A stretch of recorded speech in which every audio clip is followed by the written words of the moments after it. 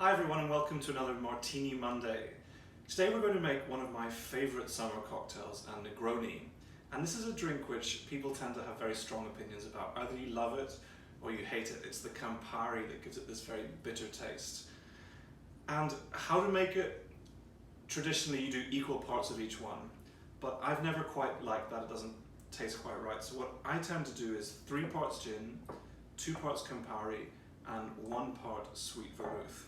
And traditionally a dry gin or a London dry gin is the kind of gin you would use. Yeah, or even if you can find it, Navy strength gin, which is 100 overproof, yeah. Overproof, yeah. But we couldn't find any. So 3 parts of gin, and we're going into a cocktail shaker with cracked ice. 1, 2, 3, and then Campari. And Campari, interestingly, the red color used to come from emulsifying this kind of beetle that lives on cacti. And there are still some aperitivos that are made with that same process, but about 15 years ago, Campari changed to just using food dye. And then of course, you're finishing with sweet vermouth. Yes, so no beetles. Right, no beetles. Okay, shake.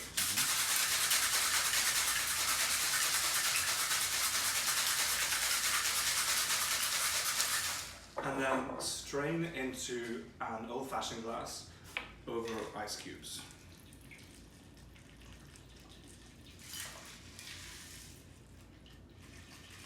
Alternatively, you could stir this cocktail as well, but it depends on how much ice shaving and aeration you want to get in there.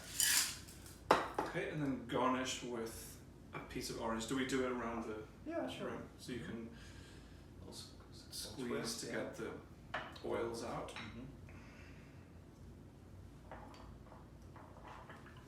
Lovely, thank you. There you have it, a Negroni. Cheers. Oh, I should mention where it comes from. The name is after an Italian general in the 19th century. 1910, I think, early 20th century. And he asked a barman to make an Americano stronger. An Americano is just Campari and sweet vermouth and soda water. So he wanted to make it stronger by adding gin. Right. So there you go. Cheers. So, Courtney, I think something that both of us get asked a lot is how do we program a season, and what process goes into creating a finished product with that. And the first thing I always tell everyone is that the very first step is collecting ideas from you before we even begin to think about our guest weeks. And most seasons in the past we've had 12 Masterworks subscription weeks. Next season, if everything goes according to plan, we'll have 13 of them. And you conduct the majority of them, but we do have a few for guest conductors. So when you first begin to put it together, do you begin with going program by program, or do you start with a big comprehensive list of repertoire?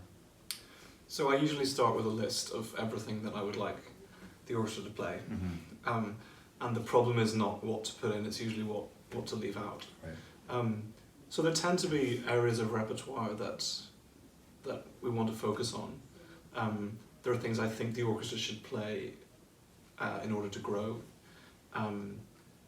It's funny, pieces tend to just come knocking at the door when it's the right time, and because it's so far ahead, this is a year and a half to 2 years ahead, Right. There's a very long trajectory period. So I usually start with a list of the second half pieces, the symphonies or the Some people would call it the anchor work or something like that for the program. Yeah, and over the last couple of seasons we've had several things that have run through seasons to give a sense of identity. We've been playing through all the Sibelius symphonies one by one. We've had a Mahler or a Bruckner symphony alternating each year. We've had a lot of emphasis on classical repertoire, on Haydn and Beethoven and Mozart. And then also as much contemporary music as we can squeeze in, keeping everybody happy in terms of box office sales and the audience's taste. Once you have those sort of anchor pieces down, and it's usually for me 8 of the 13 programs, or 9, I can never remember. Yeah. Once you have those down, then you begin to think about soloists. Who do we want to hear from? Who have we liked in the past? Right. Are there any special projects that require special people? Mm-hmm.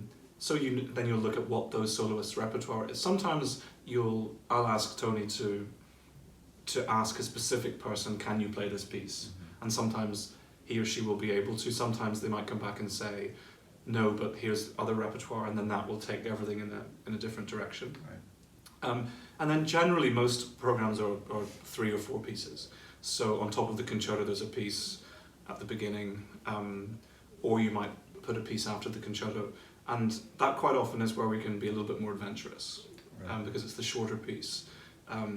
You can rely on people's attention span being not stretched too much by that. So very quickly from when you choose the symphonies or the anchor piece, there's just such a complicated web of people's availability or of budget considerations, because when we play 20th century music or 21st century music, anything that's 100 years old or younger is in copyright, and that means we have to pay for it. So when you play Beethoven 5, you don't pay anything, but if you play the Rite of Spring, for example, you have to pay rental. So all those factors very quickly present you with something which is kind of a first draft. Right. And then from there, it goes to marketing, who will make up projections on how much money that will earn. Sometimes we have to adjust to make the programs more popular, have more reliable pieces based on the projections. Also, it'll go through Tony and Roger thinking about budget stuff and any kind of... This has all been a conversation by this point. Right. Then it also goes to the programming committee, which is made up of musicians and board members. And I should say that committee provides a lot of feedback from what's been good in previous seasons, Right. what maybe hasn't been so great, suggestions of repertoire from musicians. Or soloists. Or soloists, yeah, or guest conductors as well. And then the board members are there. It's a very helpful step just for us to be able to get an initial kind of reaction that might predict how the audience will react. Right, yeah. And then from there on, you try to make as few changes as possible. This year, of course, has been, or the season that's coming up, has been really challenging to program, because we originally published a standard season, which is still what we're officially doing, but we're having to look into all sorts of different things, like what repertoire can we play if the orchestra has to be distanced by 6 feet between everybody. If that's the case, we can fit, I think, 57 people on the stage. So that then, of course, totally changes the kind of repertoire we can play. Right. We can't play a whole lot of past Schumann before Stravinsky. That period is basically gone. So we've come up with a completely alternative season if that's the case. I'm also working right now on another kind of season if we can't have any intermissions, Yeah. because of the problem of how do you socially distance the audience as everybody queues up to go to the bathroom. So the solution is to simply not have an intermission. So we're playing with a whole pile of different things at the moment, and it's been fun actually to come up with a whole pile of different options based on different scenarios. Right. And we don't know when we're going to decide which of those is actually what happens. It's especially interesting to think about different scenarios under completely different models. It makes Yeah. you think about this in a fresh way that is not, and I hate to use the word formulaic, because it is it means a lot of things that do not hold true in this case, but it definitely allows you to think about the way that you put music together and the way that it is it works within this new reality in a very different way. Yeah. So separate of these unusual circumstances, that gives us an idea of how you think about the arc of the season. If you're thinking about an individual program, let's say you already have the one piece that everything is being built around, a second half symphony or a concerto, how do you think about building a program? Do you think about a theme? Do you think about sort of a common sound world or a contrasting one? What sort of goes into thinking about how to build an individual program? Well, that's the really fun bit, because you can approach it in lots of different ways. You might have a nationalist thread where you had, say, a Stravinsky piece, a Rachmaninoff piece, a Glinka overture, or all sorts of different things. You might tell a political story. For example, if you had Shostakovich's 10th Symphony, which is a piece celebrating in many ways the death of Stalin in 1953, you might have another piece from a different dictatorship at that time. Right. For example, when Bartók wrote the music for strings, percussion, and celesta in the 1930s, there was a wave of fascism rising across Europe. So you could put those two pieces together to talk about different kinds of authoritarian regimes and how music responds to it. Or you might have a poetic idea like nature, which could have L'Après-midi of Debussy or a tone poem by Dvorak, and Brahms' Second Symphony, which is so bucolic and outdoors. Or you might have a literature theme or even a painting theme. You could have a program all about expressionism, different kinds of expressionism. Some Schoenberg in the first half and late Mahler in the second.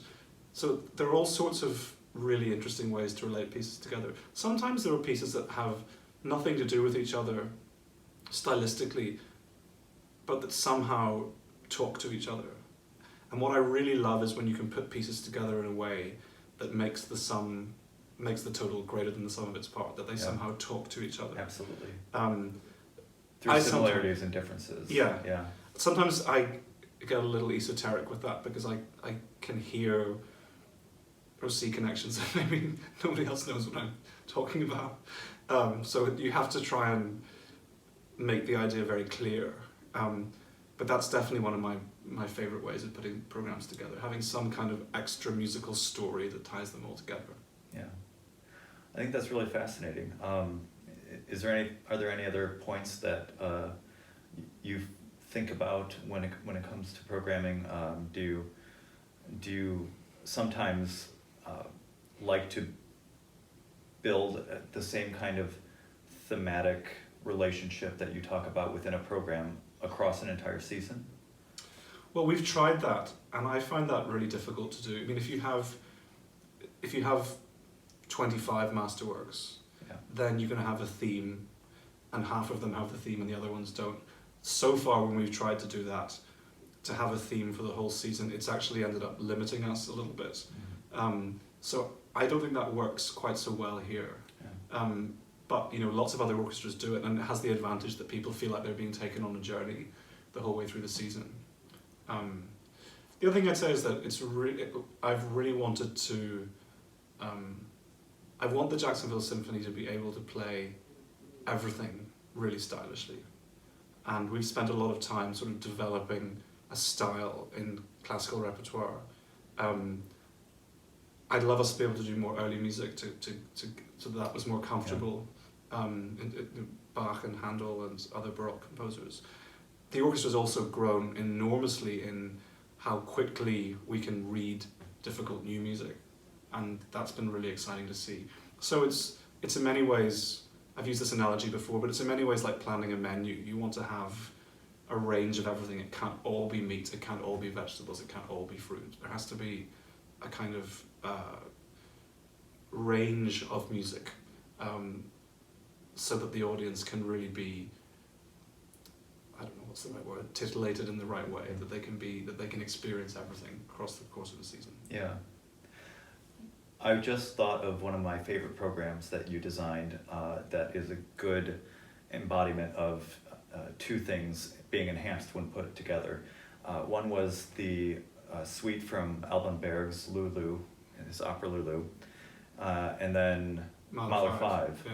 And it was just this arc of a descent into despair and darkness, and then Mahler 5 begins with that sort of darkness and despair, and crescendos into redemption and light. Yeah, and at that point for that was I wanted everybody in the audience to realise that Berg's music is not at all distant from Mahler's, that it's just, that's like half a generation separates them, and that the idiom of Berg is not this kind of dislocated modern serialist music, but it's hyper romantic. Absolutely. That it's Mahler taken on the journey that he was already going, the direction that I think he would have reached if he'd lived longer, because the 10th Symphony has that huge 12-note chord in the first movement. Right. So he was already almost getting there by himself. So that's a great example. What was the other one? Well, that was the one that, that that jumped out at me. I mean, another one that I love that is sort of thematic in its construct was what we were going to be doing at the Shift Festival at the Kennedy Center in Washington in March, had the pandemic not hit. And that's a topical one because the point of that concert was to show the enormous contribution that black musicians have made to classical music. Yeah.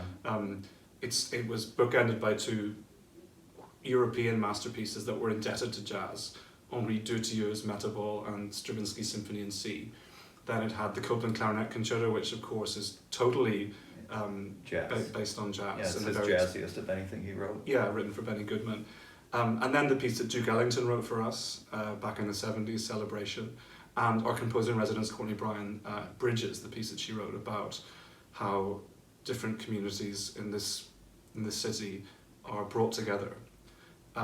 It's not something that people tend to think of very much, but jazz is such an amazing and important contribution to music, and it had such an influence on classical musicians the whole way through the 20th century. Absolutely. So, well, thank you for that insight. I think this is an ever-evolving topic, but I very much enjoy working on this process with you. So, thank you, and thank you again for the great Negroni. All right, time for more of this. All right. Cheers, everybody. Yeah, cheers.